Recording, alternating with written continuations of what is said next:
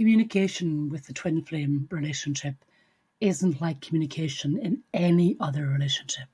There are completely different rules that apply, completely different ways of communicating, and the obvious to be stated here is that there is a constant connection which cannot be broken. And part of that connection is that vibrational communication that is happening, whether you will it or not, whether your twin flame is conscious of it or not.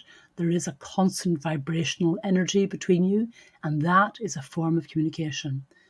So when you want to contact your twin flame, you've got lots of methods to choose from, lots of ways in which you can do it. And when you want to contact your twin flame is another question.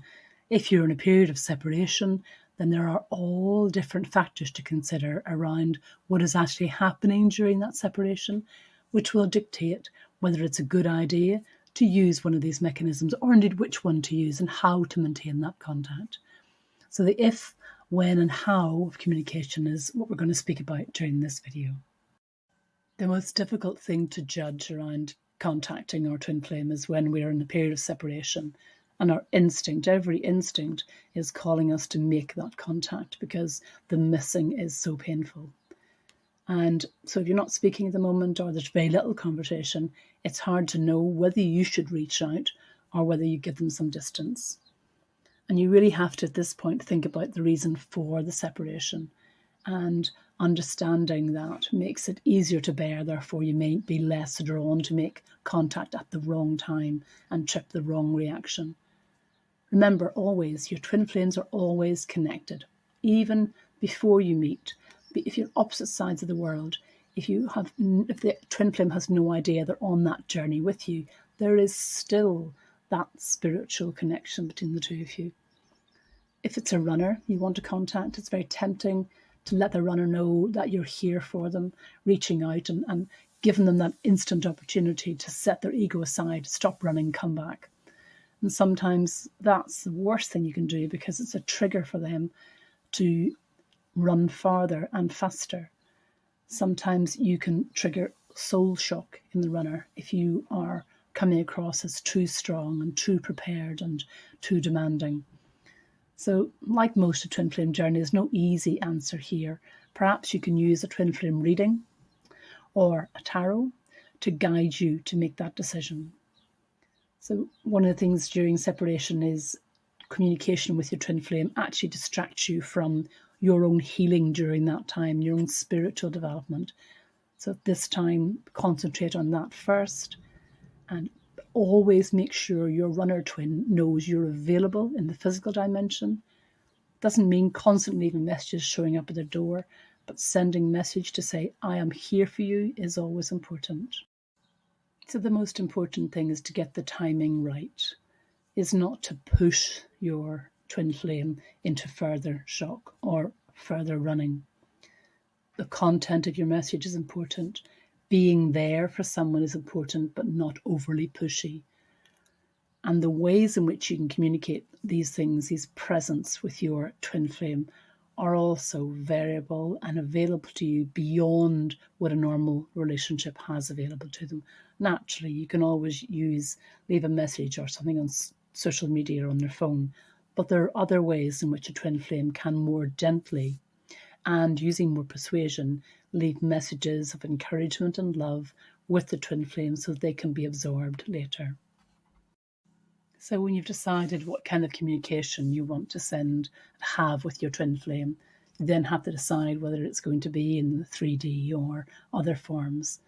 Telepathically is typically the best way in which we can communicate with our twin flame, particularly during separation. And there are ways of telepathically reaching out to your twin intentionally as well as unintentionally. Doing it on command takes some practice, and often meditation takes you to that space. But it's easier for some than others. It depends sometimes how far on your spiritual journey you are, both for yourself and for both of you. But meditation can take you there. You can also use astral projection, tarot, and dreams.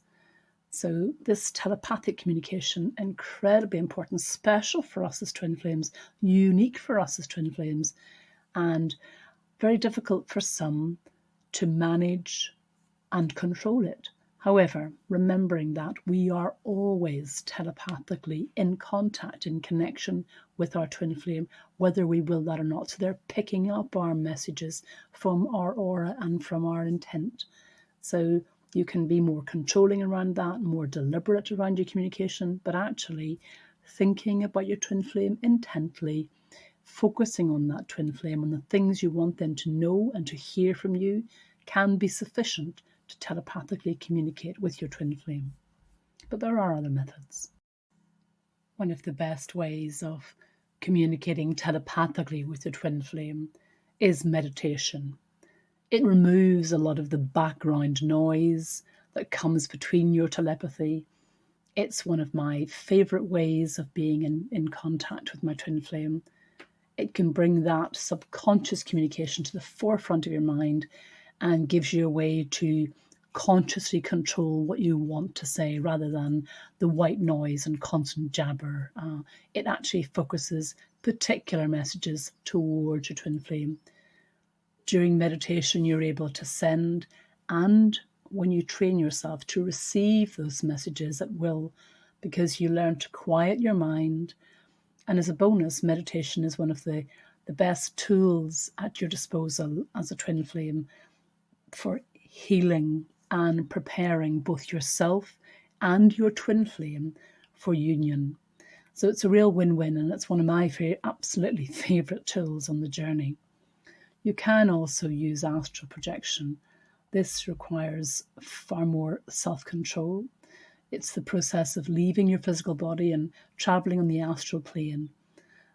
Some people use it to move around in a way that's not possible in the physical realm. So you certainly can use it in your twin flame journey. It's a very powerful tool, and we gain remote contact with your twin, but it's very difficult to manage this, and it's not something I can cover off at this point. I'll provide a guide for that at another time. But if you're already familiar with that practice, then use it and simply visit your twin. Use it very carefully, obviously, but visit your twin. But for me, meditation is an obvious and easier way of communicating with your twin flame. Contacting your twin flame through dreams is something that happens more than you are conscious of. It's an unconscious contact, and you don't tend to remember it because it happens pretty passively. And it's like the passive form of telecommunication. It happens most often before you meet. Keeping any kind of dream journal can help you remember some of that dream, remember some of the actual messages or conversations you've had. And it's very useful. However, it won't actually actively let you steer the communication at any time, and you won't always remember all of that communication. You can practice lucid dreaming to gain more control over the dream, or sometimes you can wander into a lucid dream and find that accidentally. But unless you're used to that practice already, you're likely to find astral projection, for instance, even easier. And for me, again, back to meditation, which is in that placing yourself in that deliberate state of communication with your twin flame. One of the most beautiful things you can do with your twin flame is to open your channel to receive the messages they are sending you.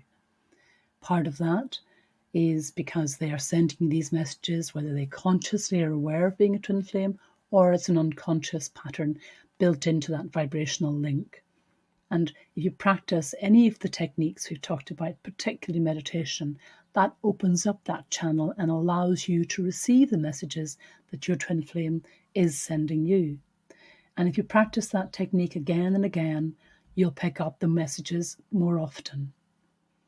Remember, this is a time when, if there is a period of separation, it's important to keep the channel open, but not press home the advantage of your consciousness, of your spirituality, and your ability to telepathically press home a message. Be conscious that it may be a time to focus on you and to give them some space here to develop to a point where they're willing to receive a stronger message. So it might be opening up the channel. I'm here for you. I'm ready to talk when you are. is the message that you are communicating through any of these means. Do I care about your twin flame journey? If you'd like some help and guidance, just click the link below.